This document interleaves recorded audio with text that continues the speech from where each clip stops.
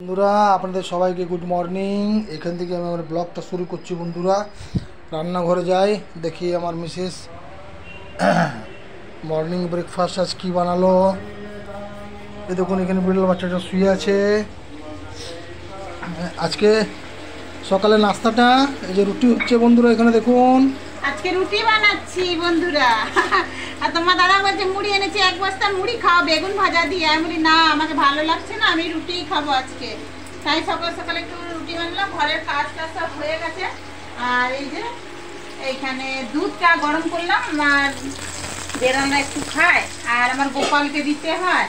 আর এখানে যে বেগুন ভাজছি, তোমার দাদা নাস্তা বার করে দিলাম। আর লঙ্কাও দিয়ে দিচ্ছি। কারা কারা বেগুন ভাজা লঙ্কা খাও বন্ধুরা? দেখো তোমার দাদা বলে লঙ্কা দিয়ে দেবে, ফাটিয়ে শুক্তো লঙ্কা খায় তোমার দাদা, আর বলে লঙ্কা দাও। আমিও দিয়ে মানে এতে ভাজা খেলে একটু ঝালটা কম লাগে বন্ধুরা।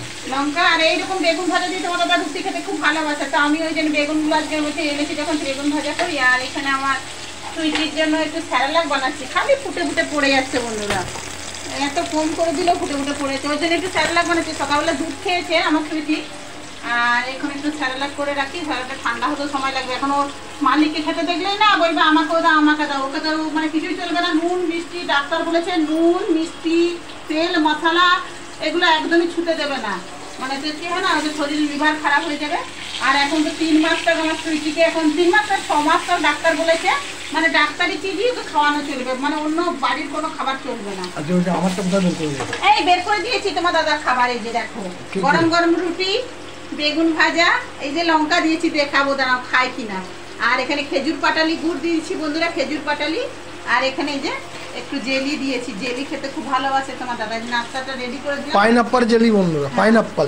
তো এইটা বন্ধুরা দেখুন আমাদের যে সুইটি আছে ওর এখন খাওয়ার সময় হয়ে গেছে। এখন বাজে বেলা 1:30, মানে 2টো বাজতে বাকি আছে। দুপুরে লাঞ্চের সময় হয়ে গেছে। মানে ওর খাবার আমার মিসেস বানিয়ে এনেছে। দেখুন এর মধ্যে ডগ ফুড আছে, আর তার সাথে দুটো চিকেন আছে। দুটো চিকেনকে বয়েল করে ওটা পেস্ট করা হয়েছে মিক্সির সাহায্যে। হ্যাঁ মানে কিমার মতো করে দেওয়া হয়েছে। তো ডগ ফুডটা খেতে চায় না, বড্ড গন্ধ করে। মানে ওর জানি না, ওর স্মেলটা পছন্দ করে না। ওটা প্রচন্ড ভিটামিন, ডাক্তার ওটাই খেতে বলেছে। তো দুবার দিলে তো খাবেই না। তো তোমার দাদা বললো তাহলে চিকেনের সাথে দাও, তাহলে খাবে। তো চিকেনকে নিয়ে এসেছিল, আমি ভালো করে সিদ্ধ করে এটা কিমার মতো পেস্ট করে আর ওর সাথে মিশিয়ে দিয়েছি। আর এই দেখো ওর বাটিটা দেখলে ও কখন থেকে ওয়েট করছে বন্ধুরা খাবার জন্য। খাবারটা এখনো ঠান্ডা হয়নি, দেখছো?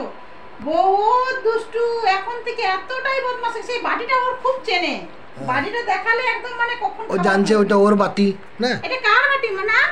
এটা কার বাটি? হ্যাঁ দেখাচ্ছ? দিতে দেবে না, এটা দাও দিব।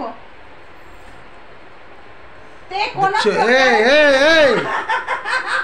তাহলে আমি দেব কি করে? তো বন্ধুরা আজকে দেখো ফুডটা ঠিক করে খায় কিনা আজকে সেটাই আমরা দেখবো। কারণ এই ফুডটা একদমই খেতে চায় না। দেখো কতটা লাফাচ্ছে। আজকে চিকেনের সাথে দেওয়া হয়েছে।